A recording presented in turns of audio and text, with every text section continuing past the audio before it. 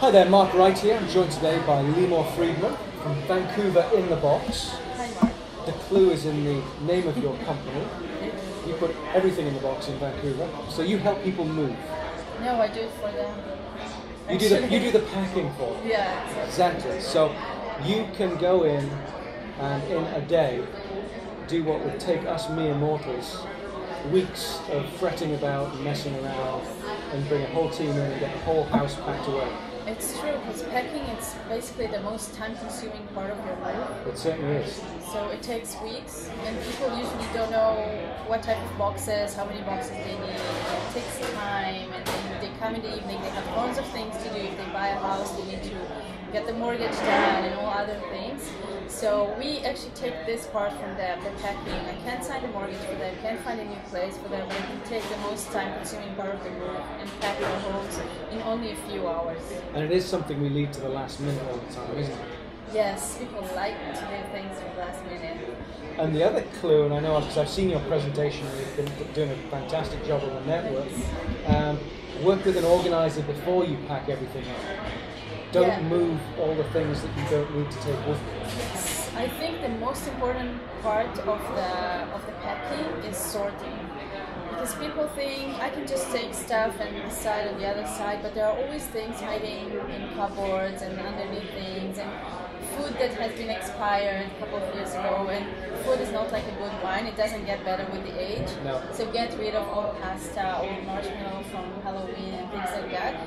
You think it may be a little package here and there, but eventually it's a lot of stuff that you don't have to take with you to the new place. And you know what? Leave some room for new things in the new house. That's one of the biggest mistakes people make, is underestimating how much stuff they've got to actually That's make. true. Most of the people underestimate. They think I don't have a lot of stuff. I don't have too many things, because everything is hiding here and there, or there is nothing in the storage. But when you move, you still have to clear out the nothing in the storage, and usually people store things that they don't use, so they forget it's there because they never need them again. So you have to go through everything, make sure you're taking everything you need, and measure how many boxes you need. Try to think about, take some extra, always take 20% extra than what you actually estimate. Now, in terms of, if I didn't pack my own stuff, like you guys come and pack it, how do I know how to unpack it all at the other end? That's a good question, because we, in fact, label everything. If you have your office right now on the upper level of the house, and the new house it will be at the basement, we will label it basement office. We will ask you ahead, where would you like things to be? If your dining room is really small right now and you don't have room for most of your china, and it's right now stuck in the pantry, but in the new house you will have, or in the nothing in the storage, but in the new house you will have a dining room, so we will label it dining room. We ask you ahead, where would you like things to be? And we label the majority of the items, or the most important items. So cutlery will be labeled all the time, on the boxes. Snacks, it's the first box people will usually open when they arrive to the new house, so we will label that. We label the important items, so we have mugs, coffee, dry food, things like that. And so you do the smart stuff, like not packing the car keys or the front door key for the old house. Yeah, so there are things that we do not pack. Credit card, checks, passports, things you might need. Medical information, things that you think, I'm just going a few blocks, I will find it, but obviously when you need it, it will be at the bottom. At the back of the truck. Exactly. Yeah. Exactly. Perfect. So, ideal client, somebody who's planning a move, but do you do corporate as well as residential? Yes, we do commercial and residential. I think offices and commercial, for them it's a huge saving of money, because you don't want if you have an office, IT office, you don't want your programmers start packing. You may think they only have one desk, each one will pack his own desk, but nobody takes responsibility of the storage. The stuff that's in the server room.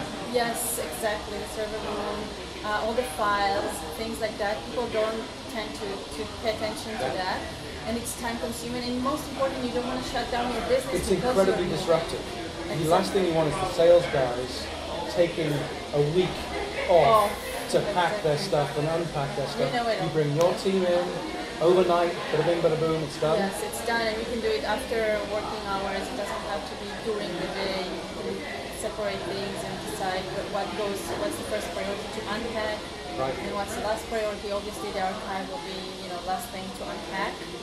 But the office can just start working right away in the morning of after the move. The other thing as well is, don't leave it to the last minute. We're filming this towards the end of the month, and you're crazy busy, and everybody thinks that theirs is the only move. Get you involved earlier in the process. I have my clients are divided to two types of clients. Those that have moved before and they schedule ahead, and they call me at the beginning of the month and say, we are moving on the 31st, we would like you to come over on the 30th. And I have the 50% that have good friends, promised to help them pack and didn't show up. All of a sudden the pizza wasn't attractive enough. Exactly. Or they think I didn't have so much stuff. I didn't know I have so much stuff, so I left it to the last minute and now I'm stuck and I'm moving tomorrow. I don't have time to pack. So try to plan ahead, think about it, secure a day, even if you will cancel maybe afterwards, but just try to secure your date or start a few weeks before you move. And talking to Limor, if nothing else, she'll be able to share with you some of the tips and tricks and pitfalls that so many of us fall into when we're moving, like not reserving elevators and all these kind of things if you're in apartment buildings. That's true. Give me send me an email if you just want the tiny tips, or visit our blog at VancouverInTheBox.com. VancouverInTheBox.com, Limor Friedman. If you want to make the connection, easy to get a hold of. Come to any rapid time meeting. That's true. Thank you so much, Limor. Thank you very much.